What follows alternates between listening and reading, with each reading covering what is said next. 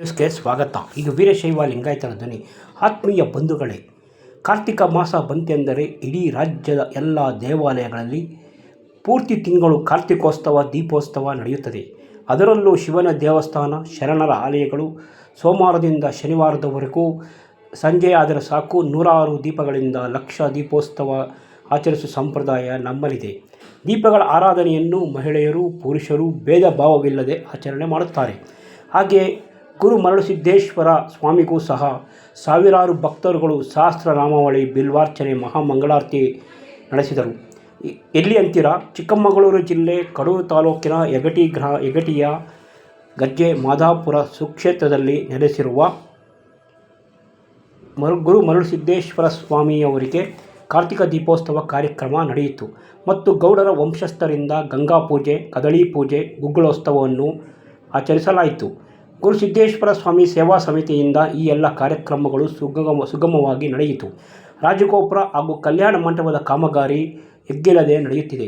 ಸಮಿತಿ ಅಧ್ಯಕ್ಷರಾದ GM ಪ್ರಕಾಶ್ ಅವರ ತಂಡ, ಉಪಾಧ್ಯಕ್ಷರು ಮತ್ತು ಖಜಾಂಚಿ ಅವರು ಹಾಗೂ ಎಲ್ಲ ಗ್ರಾಮಸ್ಥರ ಸಹಕಾರದಿಂದ ಈ ಕಾಮಗಾರಿ ಚುರುಕಾಗಿ ನಡೆಯುತ್ತಿದೆ ಎಂದು ತಿಳಿದು ಬಂದಿದೆ.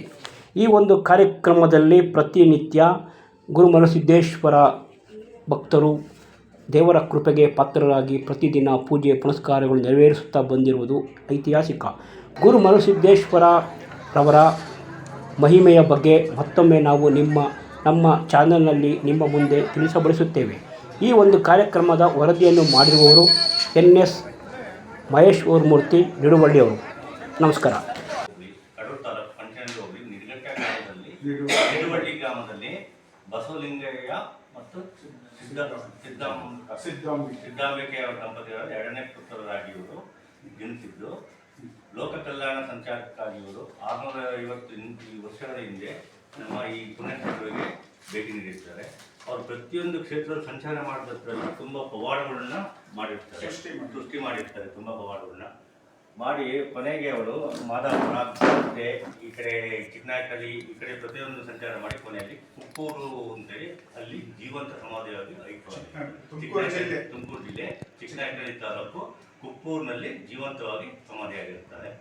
ಇವರು ತುಂಬ ಪವಾಡ ಪುರುಷರು. ಇವತ್ತು ಸಹ ನಮ್ಮಲ್ಲಿ ಎಷ್ಟು ಭಕ್ತಿಯಿಂದ ನಮ್ಮ ಜನಗಳಿಗೆ ಅವ್ರ ಬಗ್ಗೆ, ಮಕ್ಕಳಿದ್ದವ್ರಿಗೆ, ಇಲ್ಲ ಮದುವೆ ಆಗಲಿಲ್ಲ ಅನ್ನೋರಿಗೆ, ಉದ್ಯೋಗ ಬಂದವರಿಗೆ ಪ್ರತಿಯೊಬ್ಬರು ಅಪ್ಪಣೆ ಕೇಳ್ಕೊಂಡು ಇಲ್ಲಿ ಈ ಸನ್ನಿಧಿಯಲ್ಲಿ ತುಂಬ ವ್ಯವಸ್ಥಿತವಾಗಿ ಪೂಜೆಗಳನ್ನ ಮಾಡ್ತಾ ಇದ್ದಾರೆ. ಮತ್ತು ದಾಸೋಹ ಪ್ರತಿನಿತ್ಯ ದಾಸೋಹ ಇರುತ್ತೆ. ತುಂಬ ಅಭಿವೃದ್ಧಿ ಕಾರ್ಯಗಳನ್ನ ಈ ಸಮಯದಲ್ಲಿ ನಾವು ಮಾಡ್ತಾ ಇದ್ದೀವಿ. ನಾವು 1992ರಿಂದ ನಮ್ಮದು ಮರಳುಸಿದ್ದೇಶ್ವರ ಸೇವಾ ಸಮಿತಿ ಟ್ರಸ್ಟ್ ಅಂತ ನಮ್ಮದು ಪ್ರಾರಂಭ ಆಯಿತು.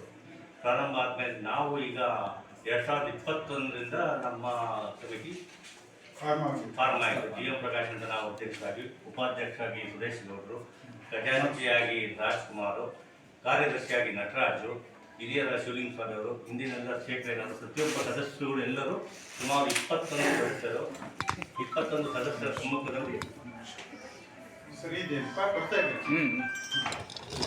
ಸದಸ್ಯರುಗಳು ಇವರೆಲ್ಲ ಸಮ್ಮುಖದಲ್ಲಿ ಒಳಗೊಂಡಿದ್ದು ತುಂಬ ಸಹಕಾರ ನೀಡಿ ಸತತವಾಗಿ ಕೇವಲ 4 ವರ್ಷದಲ್ಲಿ 2,40,00,000ವರೆಗೂ ನಮ್ಮ ಈ ಮಠದಲ್ಲಿ ಅಭಿವೃದ್ಧಿ ಕಾರ್ಯಗಳನ್ನ ಮಾಡಿದ್ದೀವಿ.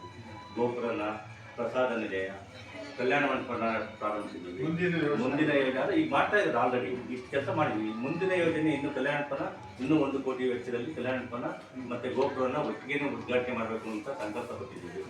ಅದ್ರ ಜೊತೆಯಲ್ಲಿ ಮುಂದಿನ ಕಾರ್ಯಕ್ರಮಗಳನ್ನ ತುಂಬ ಕಾರ್ಯಕ್ರಮಗಳು, ಒಂದು ಬುಧವಾರ ವೇದಿಕೆ, ಆ ಕಾನೂನು ನೆರವು ಶಿಬಿರಗಳು, ಆರೋಗ್ಯ ಶಿಬಿರಗಳು, ನಾಟಕೋತ್ಸವಗಳು ಇವನ್ನೆಲ್ಲ ಮಾಡಬೇಕು ಅಂತೇಳಿ, ಮಧ್ಯಾಹ್ನ ಭಜನ ಶಿಬಿರ ಇವನ್ನೆಲ್ಲ ಮಾಡಿದ್ವಿ. ಆಲ್ರೆಡಿ ಶ್ರಾವಣ ಸಂಜೆ ಕಾರ್ಯಕ್ರಮಗಳು ಇವನ್ನೆಲ್ಲ ಮಾಡಬೇಕು ಅಂತ ತುಂಬ ಸಮಾಜಮುಖಿ ಕಾರ್ಯಗಳನ್ನ ನಾವು ಮಾಡಬೇಕು ಅಂತ ಅಂದ್ಕೊಂಡಿದ್ದೀವಿ. ಹಾಗಾಗಿ ಇದ್ರ ಜೊತೆಯಲ್ಲಿ ಭಕ್ತರು ತುಂಬ ಸಹಕಾರ ಕೊಡ್ತಾರೆ. ಅಕ್ಕಪಕ್ಕ ಸುಮಾರು 300 ಅಡಿ ಭಕ್ತರು ಇಲ್ಲಿಗೆಲ್ಲ ಬರ್ತಾರೆ. ಮೇಜರ್ ಗಜ್ಜೆ ಮಾದಾಪುರ ಭಕ್ತರು ನಮಗೆ ತುಂಬ ಸಹಕಾರ ಕೊಡ್ತಾರೆ. ಪ್ರತಿ ವರ್ಷ ಕಾರ್ತಿಕೋತ್ಸವ ನಡೆಯುತ್ತೆ, ತುಂಬ ವಿಜೃಂಭಣೆಯಿಂದ ನಡೆಯುತ್ತೆ. ಸುಮಾರು 5,000ರಿಂದ 8,000ವರೆಗೂ ಭಕ್ತರು ಬರ್ತಾರೆ. ಅವ್ರ ಊಟದ ವ್ಯವಸ್ಥೆ ಇರುತ್ತೆ. ವ್ಯವಸ್ಥಿತವಾಗಿ ಎಲ್ಲ ವ್ಯವಸ್ಥೆಯನ್ನು ಮಾಡಿರ್ತೀವಿ. ಹಾಗಾಗಿ ಇದ್ರ ಬಗ್ಗೆ ಇನ್ನೂ ನಾವು ಹೇಳ್ಬೇಕಂತಂದ್ರೆ ತುಂಬ ಅಭಿವೃದ್ಧಿ ಕಾರ್ಯಗಳನ್ನ ಮುಂದೆ ನಾವು ಮಾಡಬೇಕಂತ ತೀರ್ಮಾನ ಮಾಡ್ತೀವಿ. ಈ ಮಠದ ವಿಶೇಷ ಏನು? ಹುರಿಗಟ್ಟಿಗೆ ಅಂತ ಹೇಳ್ತಾರಲ್ಲ,